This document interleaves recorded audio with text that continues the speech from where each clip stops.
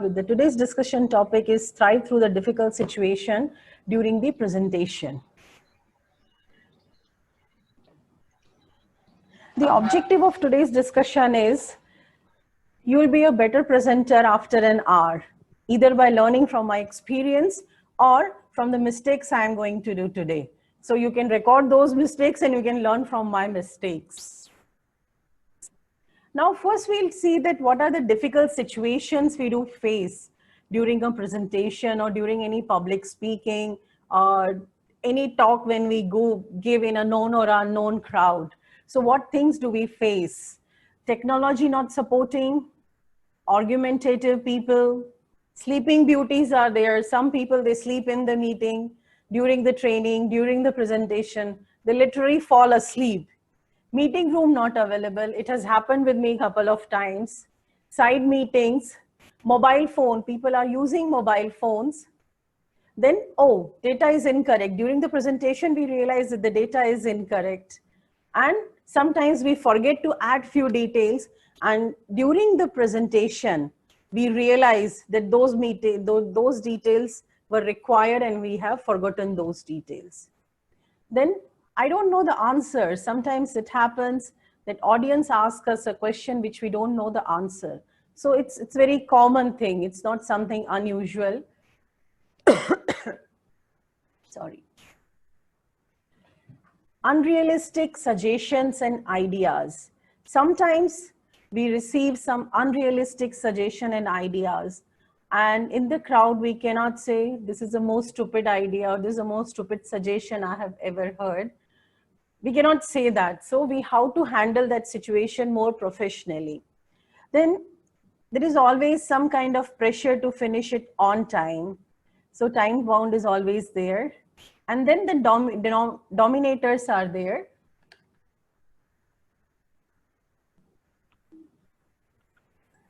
Dominators are there in every meeting. So they'll keep dominating and try to prevent the presenter or put the hurdles and obstacles so that presenter cannot present it properly. They create such kind of ambience over there and put the presenter in a stress thing. These are some of the very common challenges which any speaker faces, whether it's a known crowd, unknown crowd, whether it's in the office, it's in the public, it's in some of your communities. It could be anything. So we'll talk about each of them one by one. I'll just keep an eye on time. First, we will categorize difficulties. What could be the possible difficulties or buckets we can have? Because once we categorize it, we can deal it in a better way. First is the people management. In the people management, we will have dominators, argumentative people, sleeping beauties, mobile phone users, side meetings. Out of 10 people, 2 will make a separate group or 3 will make a separate group and they start their own discussion. So they are not only paying no attention to the meeting, but they are also disturbing other audiences. So that's a people management thing, it comes into it. Next is a content management, missing or incorrect data, the lack of flow, too many slides are there, or the slides are too complex. So we are spending more time in explaining those slides and the time constraint. I would say that content and technology is much easier than the people management and the self-management. These are the most challenging because these are not, they are more of soft skill aspects. Other bucket is self-management. Sometimes, even if we are prepared, there are some questions which are thrown on us and we don't know the answer.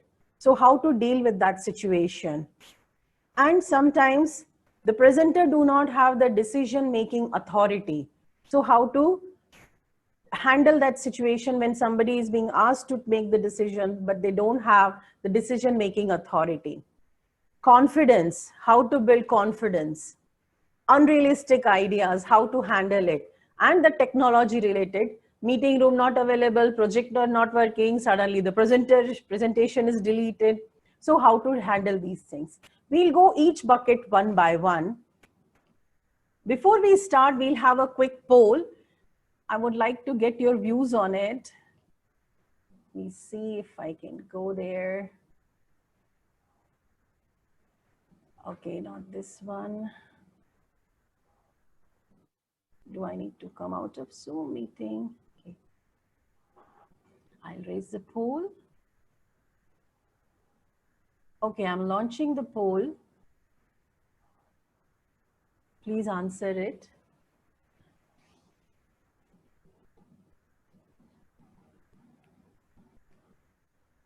Are you able to see the poll? Okay, I'm getting the answers, so this is good.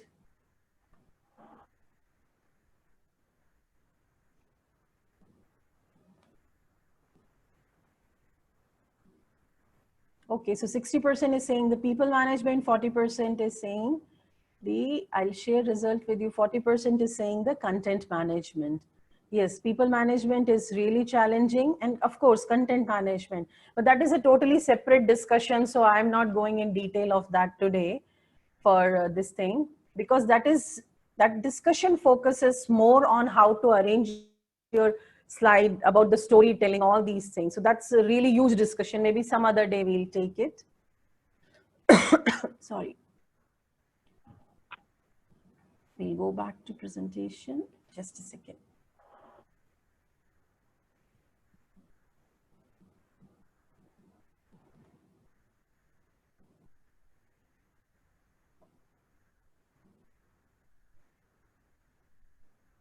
Okay, so we were here. We spoke about these buckets. And then we have taken the poll. So we'll go to the next one. We'll talk first about the self-management. In the self-management, the most important thing is the practice. I'm speaking for last more than 20 years. And still before speaking, I'm little conscious and I do silly mistakes till date. So there is no end of practicing. We have to keep practicing, keep practicing. There is no substitute of practicing at all. So don't stop. You're already in the arena. You're speaking, you're giving presentation. So there is no escape from it. Practice, practice, practice. The other is review. Sometimes we are ignorant to our own mistakes, whether it's a small spelling mistake or the data mismatch is there. In one place it is written 385, other place it is written 285. It could be the typing mistake, but if the audience picks up that mistake, then the presenter may lose confidence during the presentation. So it's always good to get it reviewed by third person who has nothing to do with that presentation, because that person will be unbiased. We'll see it from the fresh view and tell you this is not matching, it's too complex, I cannot understand what it is. So get it reviewed by third person. Dress. This is very important. Now, few things are very important for feeling confident. One of them is the dress. Wear the dress in which you feel comfortable, not what others says that you look good into it. Think about it. If you are comfortable, you will be confident. If you're not comfortable in that dress, but somebody has told you look good into that, I would not recommend you go for that dress, because during the presentation, you may lose your confidence. That's why wear that dress. In the dressing, if you want that discussion to be more friendly, go for the blue color or the white color, because blue and white colors are more friendly. You can have white shirt with the blue tie or the blue coat, put something blue on it. That makes the conversation more friendly.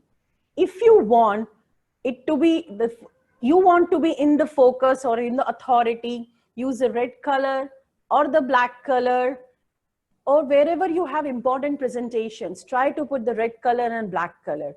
Now, of course, for males, it's difficult to put the red shirt like where I'm putting the red top today. So what you can do is that you can put the white shirt with the red tie or the red bow or something, red handkerchief or something, because that gives the impression to the audience that you have the authority to speak and you are in control of yourself and control of that arena at that moment of time. So this is very important, dressing. Wear the dress in which you are comfortable. Then the next is smile. I read it somewhere. Smile is a curve which makes everything straight. So you, no matter, like, see, you, others don't know whether you are confident or not until you express it. So even if you're nervous, manage to smile. When you smile, all the focus goes on your smile, and the participant will be more cooperative and they will support you in successful presentation. So wear a smile. Try this out. In fact, when the audience are entering the room, meeting room or the conference room, greet them with a smile, because that creates a rapport between the audience and the presenter. If it's a new crowd, or you already know that the discussion is going to be very hot discussion, there will be a lot of arguments and you may need some kind of support in that discussion, or you're presenting it for the first time, in that case, in the crowd, spot a person with whom you're comfortable, or somebody who's your friend. Suppose, imagine that all people are sitting over here and I've spotted a person who's sitting there and I'm comfortable with that person. So whenever I lose confidence, I look at that person and start talking. Like, I'm looking at that person and start talking. So when I'm looking at that person, since that person is my friend, I'll feel more confident. I'll not lose my confidence at that time, and I can handle that situation better. If anybody is saying something or disagreeing, I can turn to that person and say, what do you think about it? I would like to get your views on it. And that person will support. So this is how we can handle, by spotting the one person. Then, of course, make sure that this person to whom you have spotted is not sitting right next to you, because you cannot turn and see that person. So ask your friend to sit little far from you. Feel happy. Feel happy, feel proud. Because when you feel happy, feel proud, your brain secretes the hormones which gives you the confidence and which makes you look beautiful, which makes you feel healthier. And when you are happier, healthier, you can do better. It helps us in controlling our stress. So feel happy. Think about something which good has happened, because happiness is contagious. When you feel happy, you wear a smile, audience will feel the same way. That's why feel happy. Anyways, you're in arena, be proud of yourself. You are far ahead of people, those who are still thinking that they can't present. So you're far ahead of them. Then it's fine to take notes. I am keeping my notes here because I forget few points. So I keep my notes here. Everybody keeps it. It's perfectly fine. Presentation is not a test of your memory. Presentation is how easily you convey the information from your mind to others' mind. That is what the presentation is about. It's not about your memory test, how much you can remember. So it's okay to refer notes. Don't quit. Just because in one of the presentations you have goofed up, you couldn't answer the question, you were looking nervous, the data was incorrect, don't lose the hope. Don't stop doing it. Everybody makes mistakes. There is nobody in the world who has not done any blunders in their life. So just, it's okay. Learn from it and go to the next level. Like, I'll give my example. Yesterday, I had another webinar on parenting, and I missed 2-3 polls. Like, I planned around 5-6 polls, and I did only 2. The 3 I forgot. And later, my daughter told me that, Amma, you forgot those polls. So today I have done the mistake proofing by keeping the big poll window there, so I don't forget it. That's learning. Then crack professional jokes, because research has proven that when people are happy, they smile, they feel good, they remember it more.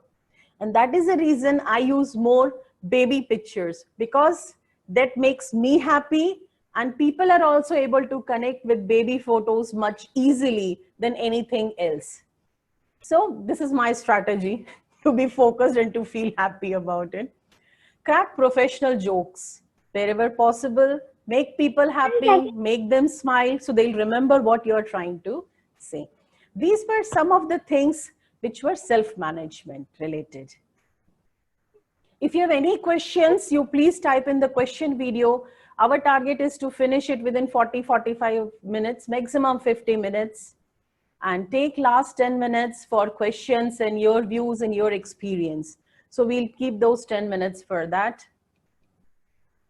Please keep typing your question so that you don't forget it. Now we'll go to the people management. We see a lot of difficult people to deal with during the presentation, during the meetings, during any conversation. The first is argumentative people. These people, no matter what you do, no matter how healthy the discussion is going on, they want to create a scene or they want to create an ambience where there is argument. While some level of argument is good, it's healthy to come out with the better ideas, but extreme of it is not good. So argumentative people are people, those who go beyond those healthy limits and create the arena, create the ambience, which is not comfortable. People are not able to share any views. How to deal with them? Other is the dominators. No matter what, they are bossy. Whatever you say, they will disagree and they will say, no, they are in the boss. Whatever you are saying, you don't know the technology, you don't know the content, I'm more qualified, I know more than you, I'm the boss, I am the dominator for it. They want to dominate that meeting, that presentation. So these kind of people also we see. Then lovely, some are sleeping beauties. In my meetings, I have seen many times people nicely dozing off, especially if it is after the lunch time. They literally sleep, they close their eyes and they're like this, they are going and doing. So, sleeping beauties are everywhere. And you will find people, those who are distracted. They are not focused, they are with the phone or they are talking to somebody. So, they are busy in their own world. Then, side meetings. Oh, this is my favorite. Side meetings, it always happens if, see, there is a simple logic. If we are not able to grab attention of audience in first 30 seconds, it is very difficult to grab attention of audience. That's why it is very important that when you start any discussion or your slides, they should be very captivating. It should be focused on you and it should be very crisp. It should not be a lousy thing that it's very loose and it's going very slow. It should engage audience. Then only they will not start the side meeting. But still, I'm sure you will find such stars, those who will manage to start these side meetings. So how to handle that situation? Then unrealistic ideas. Somebody will be quiet for some time and suddenly they'll come up and say, I have this idea, why don't you do that? So how to deal with such unrealistic ideas? We'll talk about all these things. I have first-hand experience of managing and seeing all these things, and I have found some strategies for that. So let's discuss about it. But before that, not to forget, the poll is there. So let me start that one.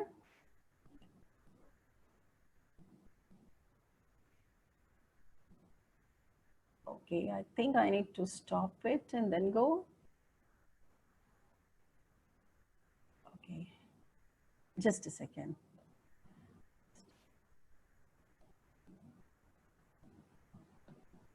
What kind of people do you face the more? So I have started it. If you're able to see the poll, please vote. By the time I'll see some questions if it has come. Okay.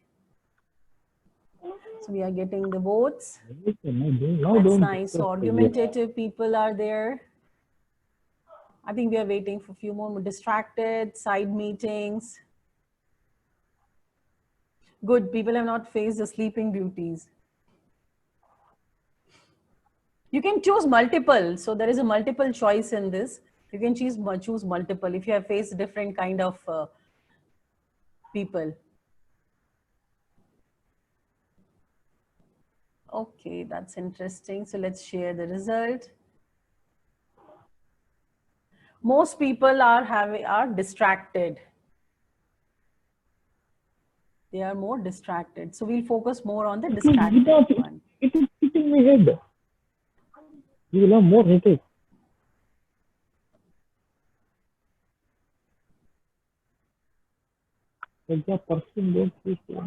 Okay, I'll share this, stop this poll and share the screen again.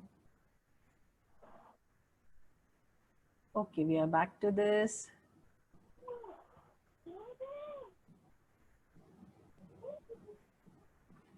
Just a second.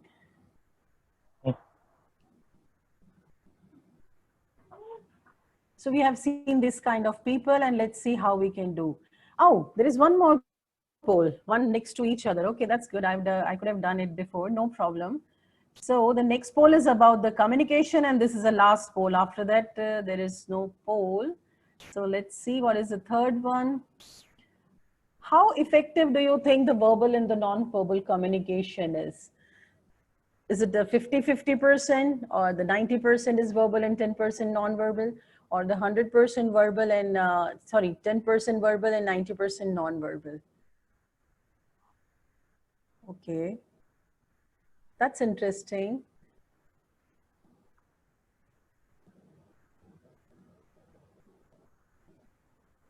Okay, that's great. So let's share the poll.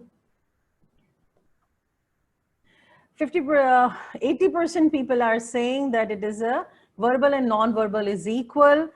20% people are saying that it is more of a verbal communication. This is very interesting because what we will see is a bit different. Let's see.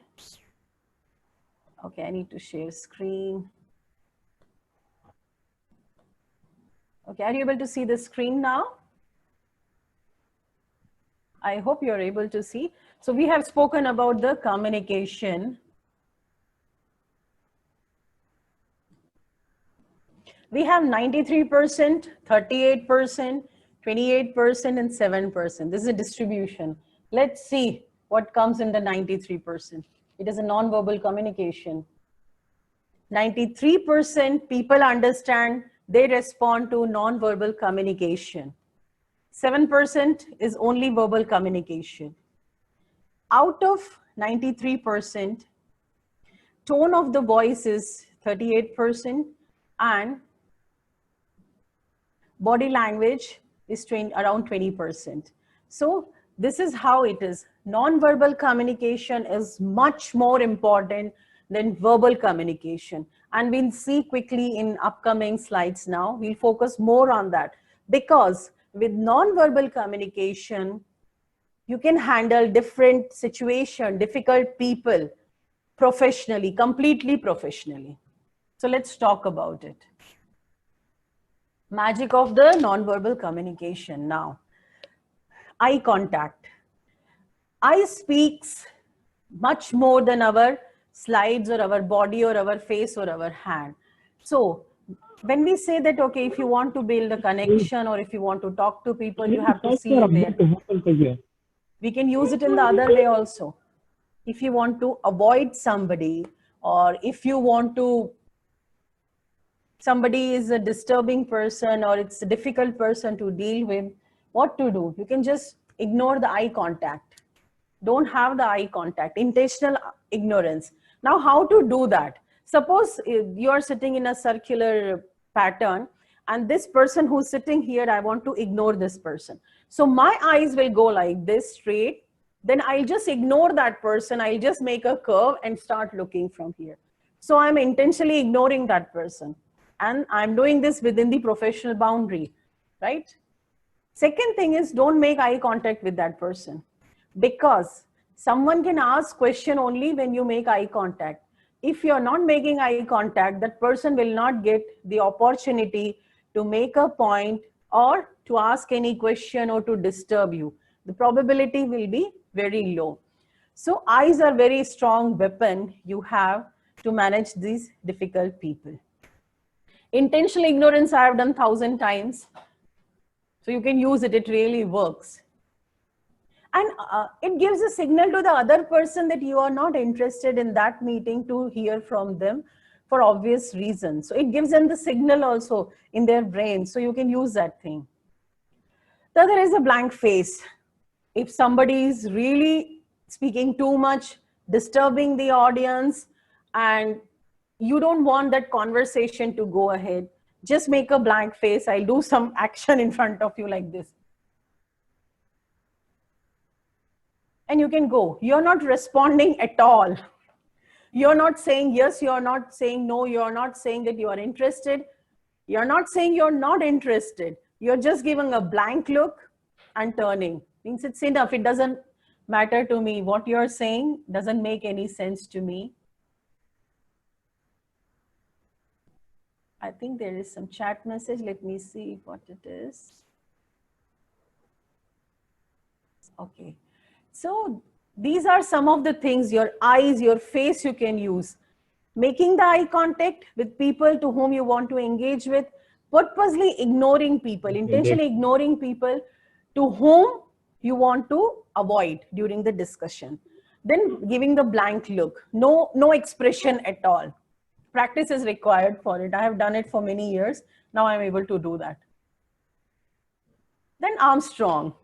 I would like to hear from you. How do you feel? I'll just move back a little bit. And how do you feel about this gesture? Do you feel that this is a very open-minded person, or the person is very open for suggestions or ideas? Or do you feel that the person is saying, stop, it's enough is enough, I don't want to discuss anything? What do you think about it, this gesture? And I would request you, when you are seeing all these gestures, just try to make with me like this. So it will go in your brain, and when it is required, it will pop up and you will be able to understand that, okay, I have to use this gesture or that gesture that time. So in the chat window, if you can put, how do you feel about this?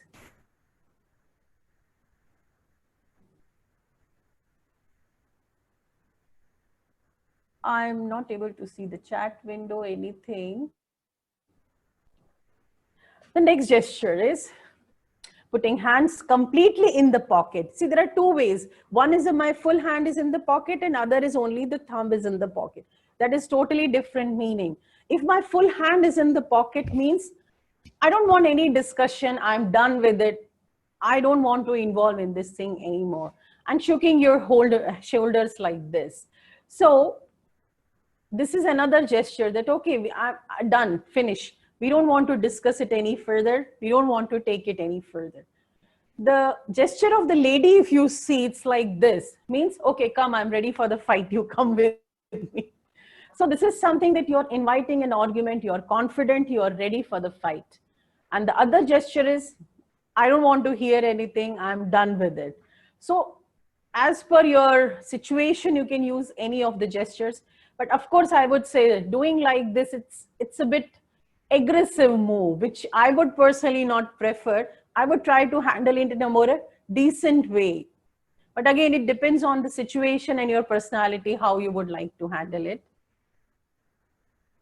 The next is shaking your whole shoulders and doing like this.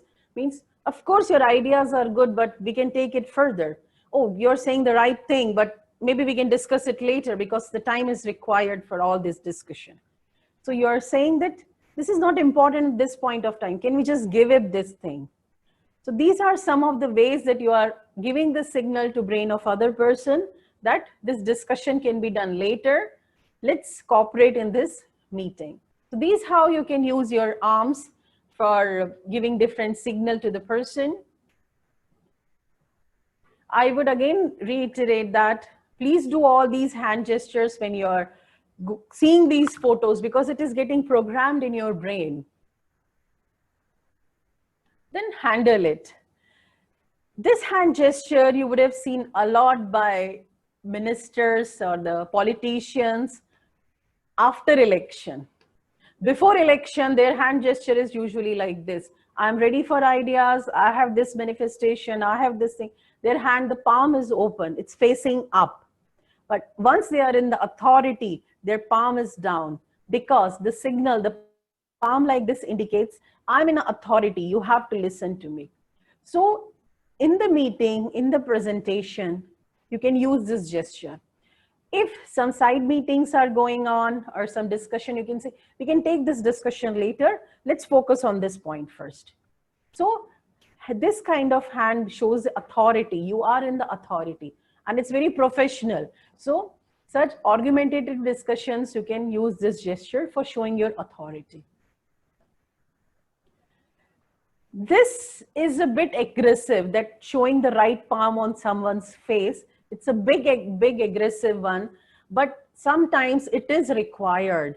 So you can use it Like I would say the last thing I would use is this gesture, but sometimes it is required when the disturbance is too much and it's very difficult to manage. Then we can say, okay, we'll talk about this later. Can we start our discussion? So this is like, okay, I'm stopping. It's a stop sign. Finish it. No more discussion is required anymore.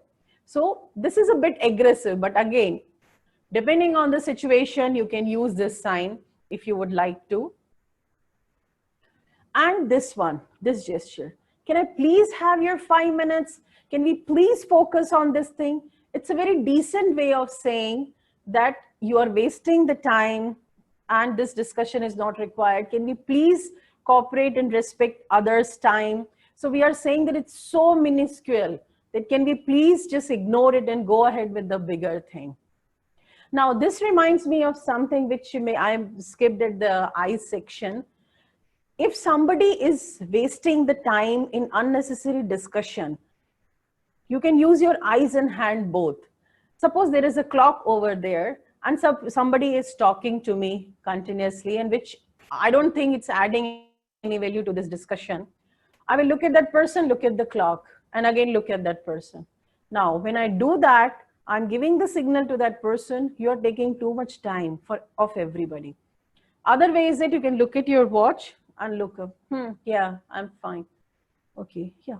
So when you look at your wristwatch or the wall clock 2-3 times, it gives a signal to that person that you're wasting the time. We can take this discussion later after our meeting or our presentation. So this is another way, very subtle non-verbal communication to deal with difficult situation. Sorry. Other gestures.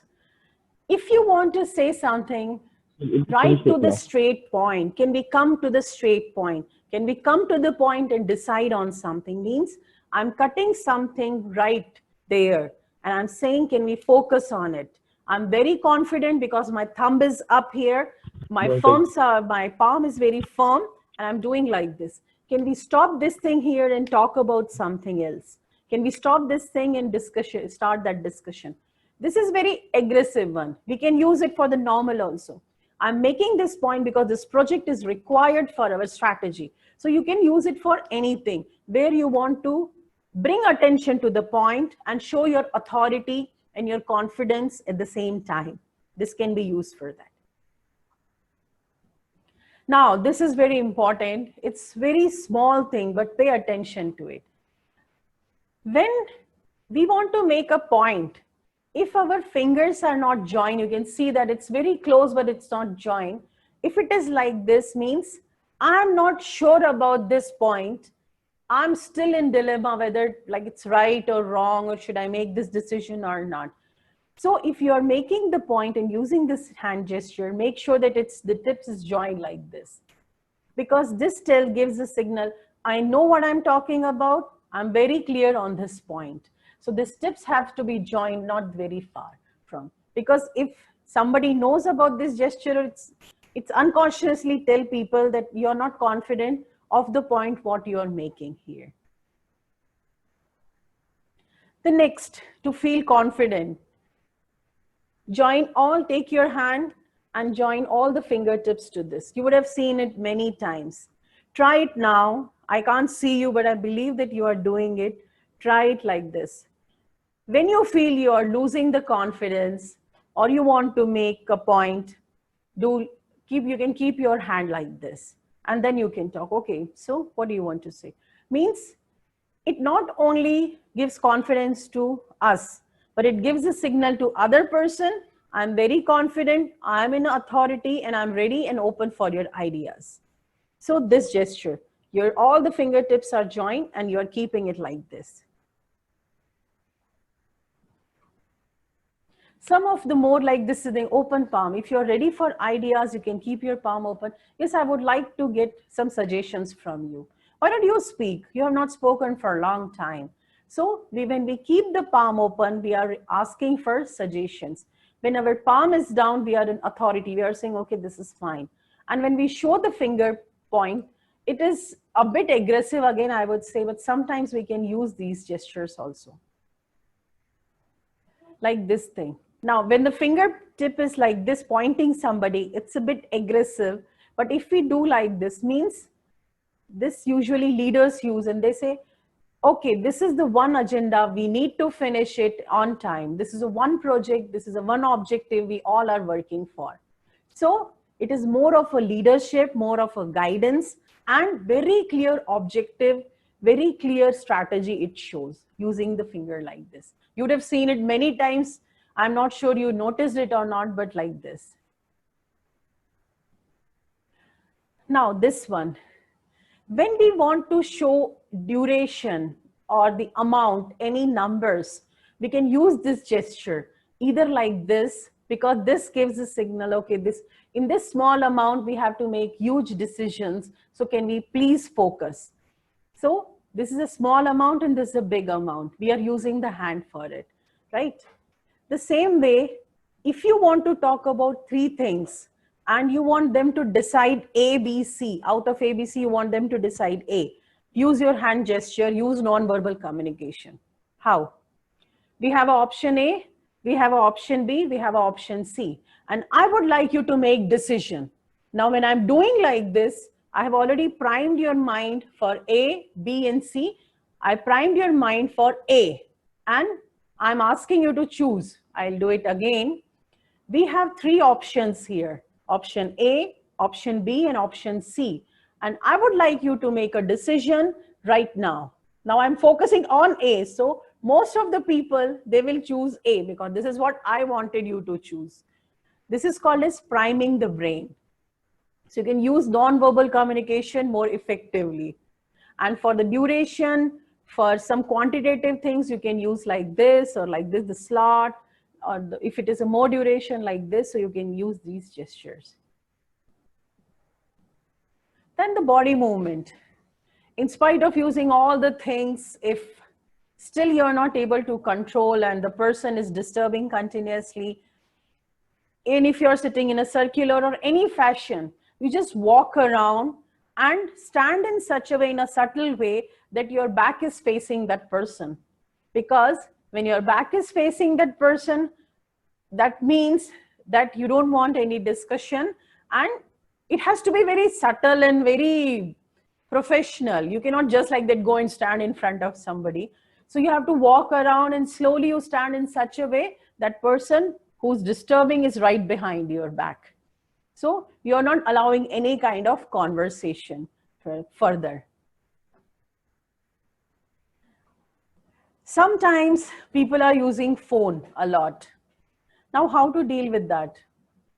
One way is that while walking around, you just go near that person, put your hand on the table. Suppose there's a table, you put hand on that and you say, yeah, and you keep talking, keep talking. But since you go near to that person and put your hand on the table, everybody is looking at you. This means everybody is looking at that person. So that person is in the focus. That's why that person will definitely feel, okay, I'm looking at the phone, I should put it down, I cannot use it anymore. Other way is you can use that person's name. Suppose that person's name is, say, John. You can use that person's name as an example. For example, the project A has been finished by John. John, what do you like to say about it? So you can use that person's name to give examples, to ask questions, because when you ask question or give example, that person, everybody will look at that person and he or she will feel, oh, sorry, they'll put the phone down and they'll start paying attention. So this strategy, 100% it works. Try it. The other strategy is that if somebody is too much into phone, you can just go quiet. Don't say anything, just look at that person quietly for 2 minutes. When there is a pin drop silence, that person realizes, oh, everybody's quiet, no, everybody's looking at me. That makes that person conscious. Then taking a deep breath without saying a word. For example, some argument is going on for a long time and now you are tired. You say, okay, can we go ahead now? Means you are giving the signal, I'm done with it. Can we please go ahead? Or otherwise just gesture. Means I'm already bored. Can we stop this discussion and focus on the important point? like this, or taking a deep breath and okay, fine, we are done with it. So these are some of the strategies we can use. Now, sometimes audience ask a question which we don't know the answer, because nobody is God, nobody's the perfect or knows everything. So if any question has come to us, we don't know the answer. One of the strategies is to buy the time, throw it back to audience. And you can do it very strategically. You can say, before I answer it, I would like to get views of audience. Well, any one of you would like to contribute for it. So you are buying in the time, because everybody will either think or they will answer. So you are buying in the time to make the answer in your mind. That is one of the strategies. Other thing is that if you have no idea about what that person is asking, you can ask that person only to answer it. Suppose somebody has asked that how many satellites NASA has launched, suppose. So I'll say, what do you think about it? I would like to hear from you, then I'll answer it. So if somebody is asking that question just to annoy you or to disturb you, then that person now in the spotlight, that person is in a trouble, right? So you're not, if you don't know the answer, throw it back either to the person who's asking the question or to the audience. That is very good strategy. Show integrity. If you don't know some answer and like this going back to the audience you have done, but they don't know the answer, accept it. People respect those who show integrity rather than showing a fake mask of knowing everything. It's good to be, it's okay to be vulnerable. It's okay to show that, okay, I am a human being. I don't know everything. I'm sharing what I know here. So accept frankly, I do not know answer of it. I'll get back to you on this later. If any data, if any information is incorrect, accept it. Oh, I did not realize it. This was wrong. I'll correct it next time. Thank you for highlighting it. So show integrity. The more integrity you show, you will earn more respect. And it requires courage to show integrity. Go quiet. For side meetings, sleeping beauties, and phone users. I have used it a lot for sleeping beauties, because when they are sleeping and everybody goes quiet, they suddenly get up and say everybody is looking at them, they are sleeping. I like to crack joke for sleeping beauties also. Like suppose I am talking and somebody is sleeping that time. So I'll say, oh, see, Rana is sleeping so nicely. I think my presentation is quite boring. What do you think, Rana? So that person, oh, sorry, I had my lunch just now and I was sleeping. So it always works. Either go quiet, take that person's name, or stand near that person and put your hand on the table with some sound, of course. So that shows the authority, right? These three things you can do for side meetings, sleeping beauties, and phone users. Now, the most difficult thing, unrealistic ideas, expectations. The user has come up with, or anybody in the team has come up with the idea which, oh God, it is impossible, we cannot do it. Now what to do? Senior people are sitting there, you cannot say bluntly no. How to deal with that? There is a very good strategy for it. Next phase. You can always say, it's a very good suggestion, I really respect it, I appreciate you gave this suggestion. We'll take it in the next phase. Because next phase will take time. By the time they may forget their idea, or you can pretend to forget that idea. So that is the way you can handle that situation. You're not saying no, you're not saying yes, you're saying we'll discuss in the next phase. Other is proof of concept. If some very unrealistic expectation or the idea is there, you can ask for proof of concept. Proof of concept means implementing it in a small place or a small scope and finding it whether it works or not. So you can give the in charge of doing POC to that person only who has given that idea, because giving idea is easier than the implementing it. When that person gets a, oh, I need to implement the idea which I got it, then that idea stops there. So proof of concept. Feasibility study means we'll see whether it's feasible or not. I appreciate the idea which you have given. We'll do the feasibility study and get back to you. So you're not denying it, you're not accepting it. You're just saying we'll do the feasibility study and come back to you.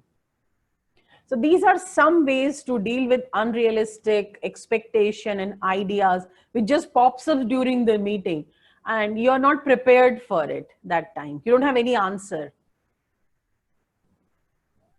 So these were the things related to the non-verbal communication, and these are much stronger than the verbal communication, your content, your technology, anything related to that.